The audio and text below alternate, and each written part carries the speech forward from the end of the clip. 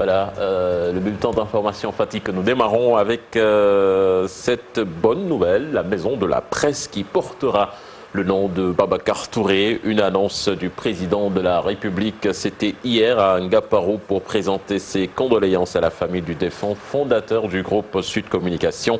Selon Macky Sall, la décision sera actée en Conseil des ministres ce mercredi.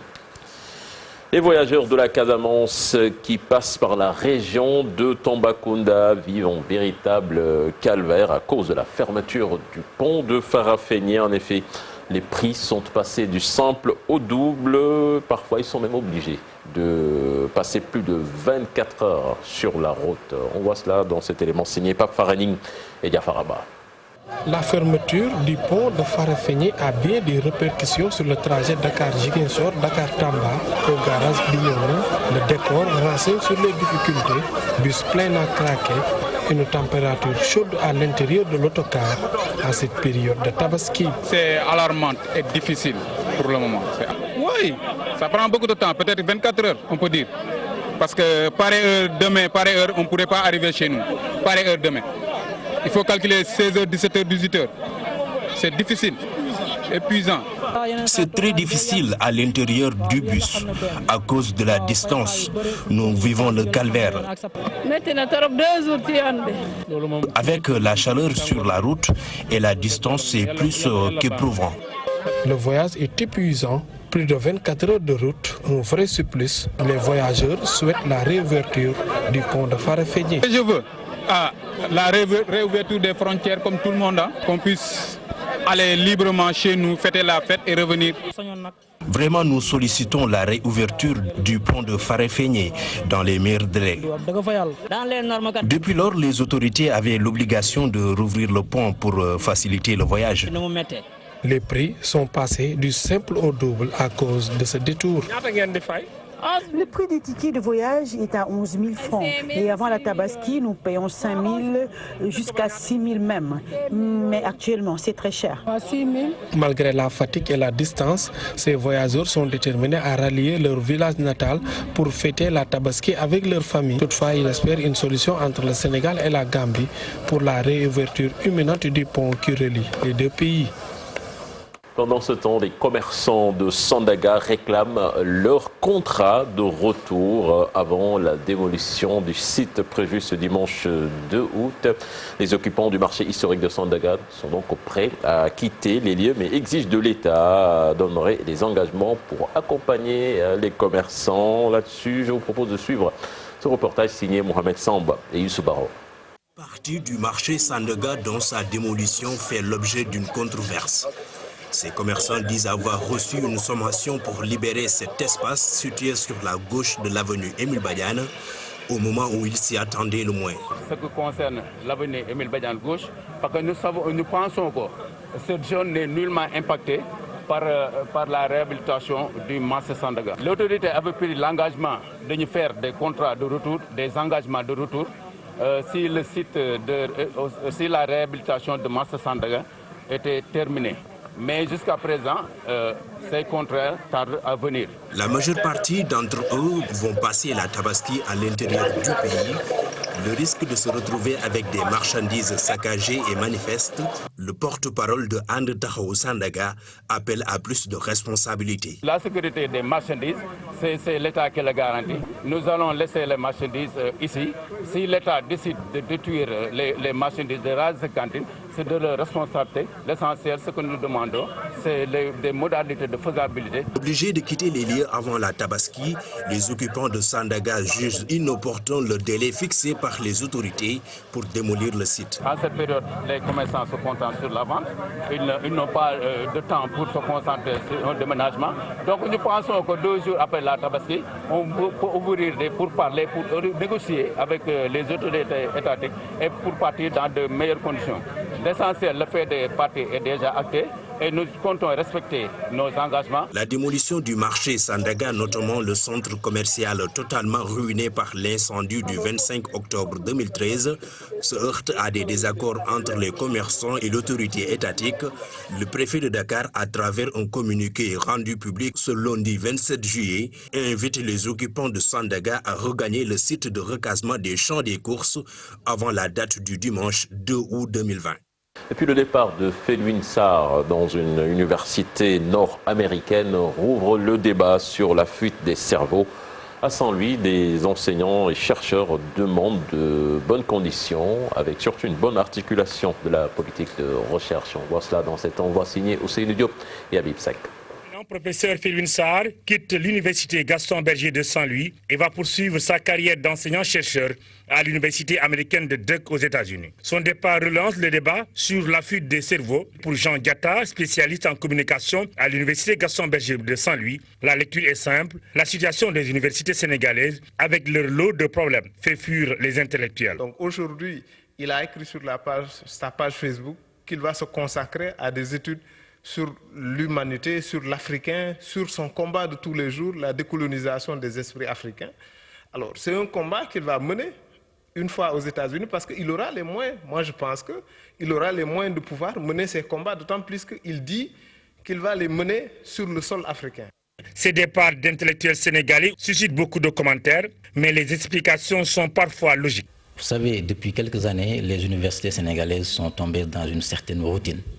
Le corporatisme exacerbé, les revendications d'étudiants, d'enseignants et de PATS qui découlent de ce corporatisme exacerbé-là, le déficit de financement de la recherche dans nos universités publiques, les années désarticulées qu'on voit depuis presque une décennie. La question est aujourd'hui de savoir quelles sont les stratégies à adopter pour maintenir les intellectuels sénégalais ou africains dans leur pays d'origine. Le financement de la recherche pose problème, ce qui fait que les Occidentaux, eux, ils ont beaucoup d'argent à injecter. Donc les intellectuels, parfois, ils désertent les universités africaines pour pouvoir aller bénéficier de ces fonds-là, pour pouvoir mener les recherches, pour pouvoir se faire connaître davantage.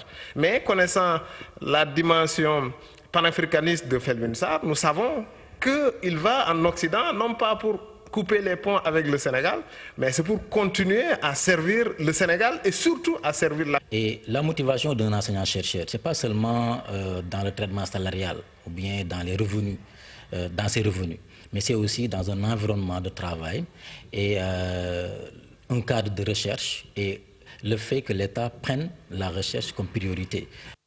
Ces enseignants-chercheurs continuent toujours à accompagner les jeunes spécialistes dans leur cursus. Pour le cas de Felwine Sarr, les étudiants de l'UGB peuvent suivre ses cours en ligne. D'autres également, comme lui, ont pris la décision de poursuivre leur carrière dans les pays étrangers. À ce rythme, l'Afrique va sûrement perdre ses meilleurs professeurs au détriment des pays développés.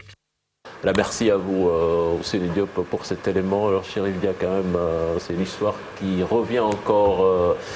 la fuite des cerveaux et surtout le Sénégal qui perd, même si on nous dit qu'il va continuer à dispenser des enseignements à distance, mais quand même un homme multidimensionnel qui va monnayer ses talents.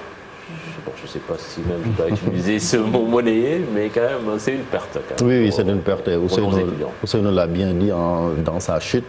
C'est l'Afrique de manière générale qui perd parce que ça soit au Sénégal, dans beaucoup de pays, on voit quand même des enseignants du supérieur qui quittent l'Afrique pour aller quand même enseigner soit en Europe ou aux États-Unis. Et je pense que même les enseignants, ça a été même le combat du SAES chaque fois quand même de faire en sorte ou d'exiger des autorités des meilleures conditions de travail également, mais de recherche. Parce que ici, s'ils ne peuvent pas avoir ça au Sénégal, bon, en Europe ou ailleurs, on leur donne ces occasions.